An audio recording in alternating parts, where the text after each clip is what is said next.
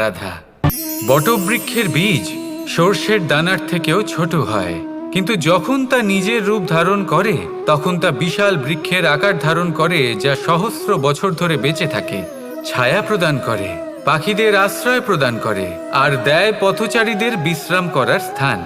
কেন? কারণ সেই ছোট বীজ তা মাটির ভেতরে গিয়ে নিজের খোলস ত্যাগ করে। অন্ধকারে থাকে সে, যতই আলো আসুক না কেন, যতই বর্ষা আসুক না কেন, সব সহ্য করে।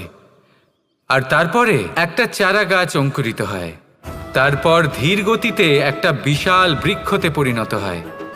দেখুন, জীবনে কঠিন সময় আসে, এই জন্য নয় যে আপনি হার মেনে নেবেন, এই জন্য আসে যাতে আপনি ভবিষ্যৎ নির্মাণের জন্য নিজেকে তৈরি করতে পারেন। যদি কঠিন সময়ে আপনি ওই বীজের মতো দৃঢ় হয়ে থাকতে পারেন, তাহলে আপনিও একদিন সেই বিশাল বৃক্ষের মতো নিজের